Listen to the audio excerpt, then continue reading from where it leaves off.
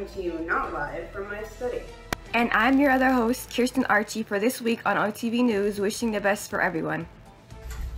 Cool, so how have you been, Kirsten?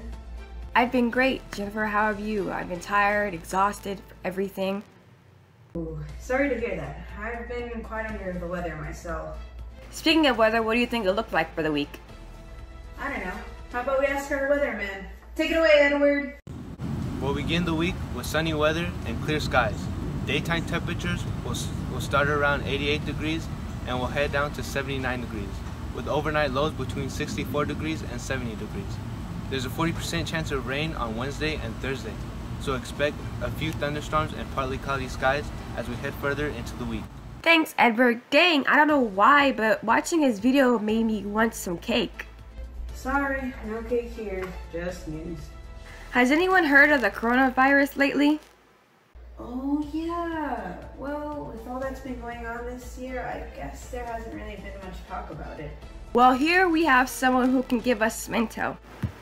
Hey Cardinals, my name is Rocio.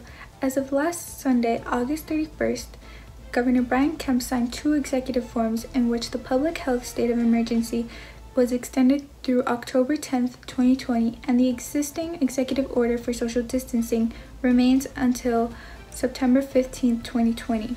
On the bright side, last week, hospitalizations were at their lowest since July 6th. The statewide positivity rate has also gone down in the past month, and there is ample testing in every region of the state. Ugh, all this news is so depressing, makes you want to do nothing all day. So, alright. Who? Alright, here, let me explain it a little better. Productivity. It feels good to do things that are important to us. Seize the day, except for when you don't. Hey, so with this whole pandemic thing going on, I'm pretty sure most of us have been up to, well, nothing. And maybe you were productive for a little while, but then you fell back into a loop of rewatching your favorite show on Netflix. This is usually referred to as a rut, a habit and behavior that's dull, unproductive, and pretty hard to change. So how do we get out of them? Before we get started, I just want to say I'm no expert. These are just some things I found to be useful. Okay. Now, method 1 is to create a different habit loop. Something we've been pressured to do is to either go big or go home, but in reality, it's better to simply start small and let it snowball into something bigger. In the book of Power of Habit, he mentions a habit loop. And to sum it up, there are 3 things that make a habit: a cue, routine, and reward. Well, what does any of this have to do with getting out of a rut? I'm calling your manager. I'm glad you asked, Karen.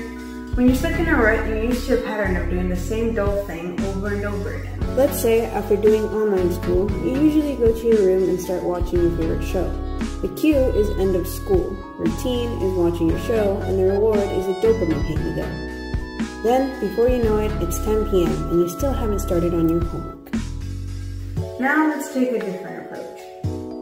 Your cue will again be the end of your Zoom meeting. But instead of going straight to your room to watch a show, maybe type a sentence on your laptop with the essay you're going to do. Just a sentence. This brings us to method 2, progressive overload. Meaning start with something small, like doing the dishes or cleaning up your room a bit. Usually when people feel tired of not doing anything, they immediately want to overwork themselves in compensation for not having accomplished anything. But this only leads to burnout. And finally, there's method number 3, which involves interacting with people.